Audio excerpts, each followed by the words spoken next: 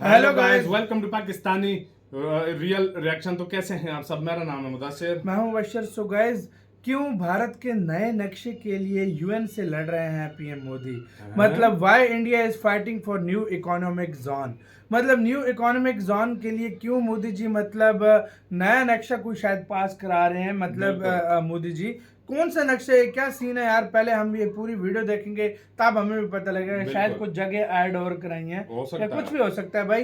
तो mystical land का video, इनकी वीडियो का लिंक मिल जाएगा डिस्क्रिप्शन में। प्लीज इनका चैनल लाजमी सब्सक्राइब कीजिएगा। तो स्टार्ट। ये है इंडिया का वो नक्शा जिसे 145 करोड़ भारतीय जानते हैं, लेकिन ये है इंडिया का वो नक्शा जिसे पाने की जद्दोजहद आज से नहीं बल्कि 90s से जारी है। अब कई सरकारें आई और गईं, लेकिन इसको पाने की भारत की कोशिश कभी खत्म नहीं हुई। आज भी भारत इसे लेकर अपना वही स्टैंड रखता है जो कभी 90s में रखता था। लेकिन सवाल यहाँ पर यह आता है कि जिस मोदी सरकार के सर मोस्ट इन्फ्लुएंशियल पीएम बनने का ताज सजता है और जो दुनिया के सबसे बड़े लीडर बनते हैं, आखिर वो अपने 10 साल के कार्यकाल में फिर क्यों भारत की तय की गई बाउंड्री को नहीं बढ़ा पाए? क्या दिखाया जा रहा है ये मैप असल में सच्चा है? और अगर हाँ, तो भारत अभी तक इस समुद्री रीजन को पाने में क्यों असफल रहा है? इंडियन ओशियन में इसकी पूरी कहानी क्या है, चलिए जानते हैं। देखिए, भारत की जब भी बात होती है तो जमीनी हिस्से की टेरिटोरियल बाउंड्रीज तो एकदम क्लियर हो जाती हैं, लेकिन जिस हिस्से को हमेशा छोड़ दिया जाता है वो है समंदर। आधे से ज्यादा लोगों को लगता है कि भारत के करीब पड़ने वाला सारे इंडियन ओशन पर असल में भारत का ही अधिकार है, लेकिन सच्चाई से परे जिस तरह से जमीन बटी हुई है उसी तरह से समंदर में भी हर देश का एरिया बंटा होता है। अक्सर ये जमीन हिस्से से 200 नॉटी माइल्स होता है और इसी इलाके को किसी भी देश की मेन कोस्टलाइन के तौर पर रखा जाता है। इस एरिया को एक्सक्लूसिव इकोनॉमिक जोन कहकर बुलाया जाता है। अब भारत के लिए ये एक्सक्लूसिव इकोनॉमिक जोन है ये हाईलाइटेड एरिया, और अंडमान निकोबार के करीब भी हमारा ऐसा ही इकोनॉमिक जोन है। कुल मिलाकर ऑफिशियली भारत अपने इस मार्क्ड एरिया में कितना भी डेवलपमेंट करा सकता है। यहाँ पाए जाने वाले हर एक्वेटिक लाइफ, मिनरल और डिस्कवरी पर भारत का ही अधिकार है। मतलब यहाँ चाहे तो भारत एक्सप्लोरेशन के लिए ड्रिलिंग तक करा सकता है और इसके लिए हमें कुछ नहीं बोला जाएगा। कल को अगर हमारे इलाके में किसी तरह की नेचुरल गैस मिलती है तो उसको निकालने बेचने का अधिकार केवल भारत के पास होगा। इंटरनेशनल लेवल पर कोई दूसरा देश प्रेशर नहीं बना सकता कि भारत उस रिसोर्स को दे दे या इसे किसी दूसरे देश के साथ शेयर कर ले। इसी तरह अगर हम अपने इकोनॉमिक जोन में हम एनर्जी प्रोड्यूस करने के लिए ऑफशोर विंड टर्बाइन लगाते हैं या फिर यहाँ पे फ्लोटिंग सोलर पैनल भी लगाते हैं, तो इससे मिलने वाली सारी एनर्जी केवल भारत के हिस्से ही आएगी। अब आते हैं भारत के बदलते नक्शे पर। तो भारत के पास जो अभी इकोनॉमिक जोन है, भारत उसके बजाय अपने इस इकोनॉमिक जोन को मानता है जहां उसकी टेरिटरी एक्सटेंडेड है। इसे लेकर भारत का प्लान भी रहा है कि आने वाले कुछ सालों में ये एक्सक्लूसिव इकोनॉमिक जोन विस्तार किया जाए। लीगली इसे हम अपना हिस्सा बना पाए ताकि इस पर किसी भी डिफेंस, मिलिट्री और इकोनॉमिक एक्टिविटी करने के लिए भारत के पास सारे राइट। अब अगर आप सोच रहे हैं कि ये राइट मिलते कैसे हैं और आखिर वो कौन देश है जो किसी दूसरे को ये अधिकार देता है, तो बता दें कि इसकी अर्जी यूनाइटेड नेशन में लगती है, जहां से अप्रूवल लेकर समुद्र में कोई भी देश अपने इकोनॉमिक जोन को बढ़ा सकता है। लेकिन ये करना इतना भी आसान नहीं है और न ही आसानी से किसी भी देश को यूएन नेशनल बाउंड्री बढ़ाने की इजाजत देता है। यहाँ तो कि कई देश ऐसे भी हैं जिनके पास अपनी मैरीटाइम बाउंड्रीज है ही नहीं, यानी इन देशों के पास कोई इकोनॉमिक जोन होता ही नहीं है। इसमें सबसे पहला नाम है ताजिकिस्तान, भूटान, नेपाल, अफगानिस्तान और मंगोलिया जैसे देशों का। दरअसल लैंड लॉक्ड होने की वजह से इन देशों के पास समुद्र का कोई एक्सेस है नहीं और ऐसे में समुद्र के किसी हिस्से पर अधिकार से इन्हें वंचित ही रखा जाता है। कुल मिलाकर मैरीटाइम बाउंड्रीज केवल उसी देश को मिल पाती हैं जिसके पास समुद्र की करीबी होती है, और ऐसे ही देश अपनी बाउंड्री बढ़ाने के लिए अपील भी करते हैं। अब सवाल ये आता है कि भारत अपनी इस बाउंड्री को बढ़ाने के लिए क्या कर रहा है और आखिर क्या आज तक किसी देश की ये बाउंड्री बढ़ाई भी गई है या नहीं? वेल, यहाँ शुरुआत बड़े देशों से करें तो दुनिया में अकेला भारत नहीं है जो अपने इकोनॉमिक जोन को बढ़ाने की बात कर रहा है, बल्कि यूएसए का एक बहुत बड़ा एक्सक्लूसिव इकोनॉमिक जोन है। इसी तरह से हमें रशिया से लेकर ऑस्ट्रेलिया और यहाँ तक कि कई दूसरी कंट्रीज का बड़ा इकोनॉमिक जोन देखने को मिलता है।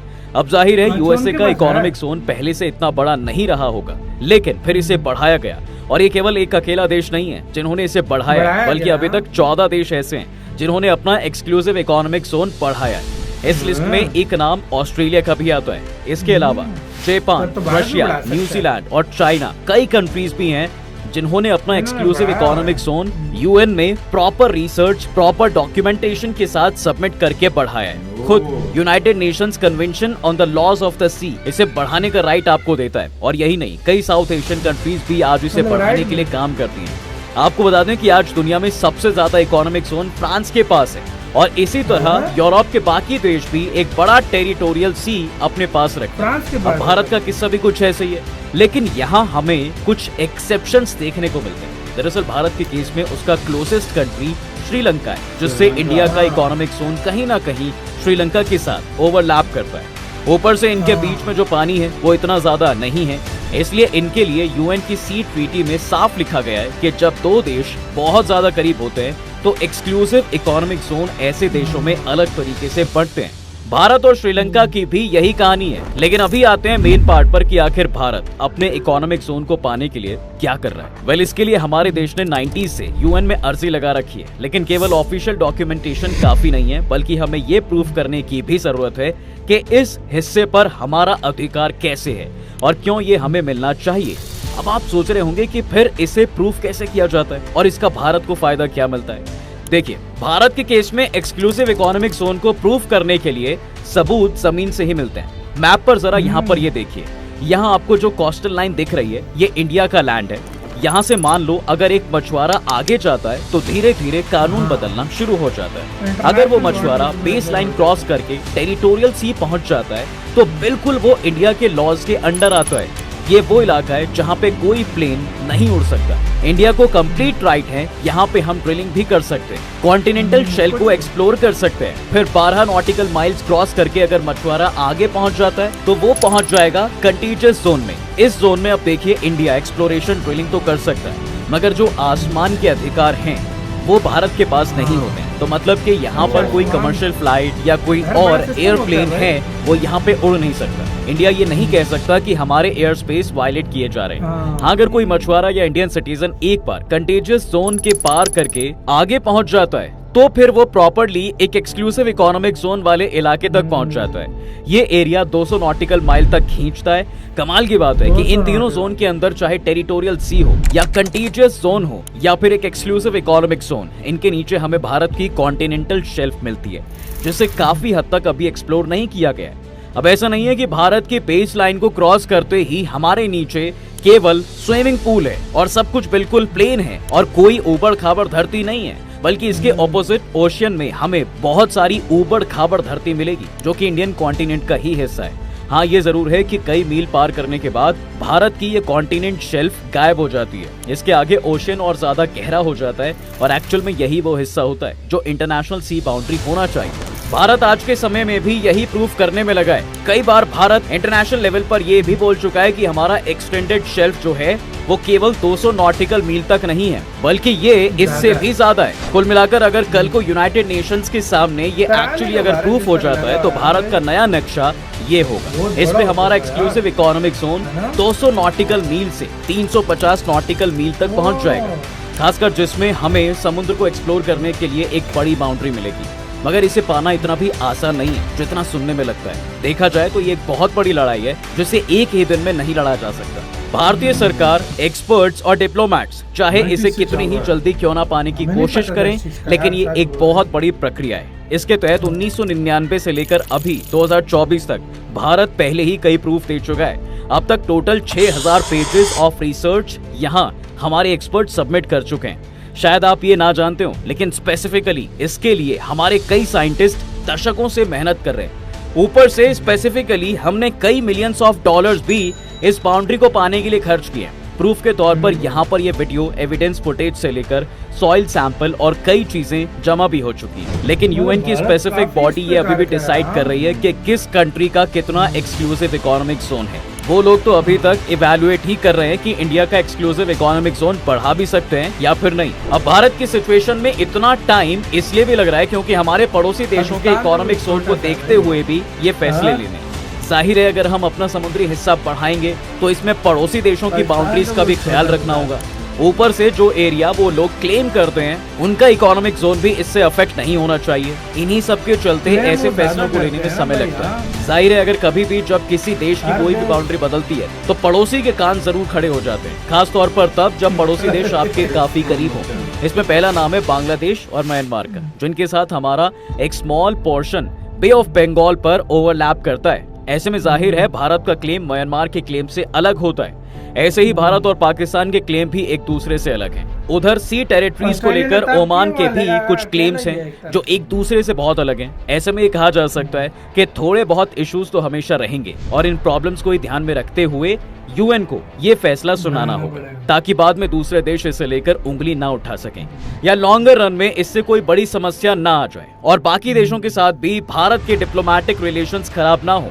वैसे आपको बता दें कि हमारे देश के लिए केवल एक्सक्लूसिव इकोनॉमिक जोन मिलना काफी नहीं है। हमें चाहिए कि भारत में एक ऐसा प्राइवेट सेक्टर हो जो खुद डीप सी माइनिंग करने के लिए तैयार हो। ये सारा काम अगर हम भारत सरकार तक छोड़ देंगे तो पता नहीं कब भारत सरकार के पास इतना बजट आएगा कि वो यहाँ पर मिलियंस ऑफ डॉलर्स इन्वेस्ट करके इंडिया के एक्सक्लूसिव इकोनॉमिक जोन में प्रॉपर रिसर्च करें, प्रॉपर तरीके से यहाँ ढूंढा जाए कि क्या यहाँ पर क्या नेचुरल गैस है, ऑयल है और क्या क्या हम यहाँ पर एक्सट्रैक्ट कर सकते हैं। अब ज्यादातर जब इंडिया का बजट बनता है तो मेन प्राथमिकता तो ये रहती है कि हम लोगों को रिलीफ दें, डिफेंस के लिए बजट अलॉट करें, इंफ्रास्ट्रक्चर के लिए बजट बनाएं। लेकिन इन सब से परे जब रिसर्च एंड डेवलपमेंट पर खर्च करने की बात आती है तो बहुत कम पैसा बचता है ऐसे प्रोजेक्ट्स के लिए।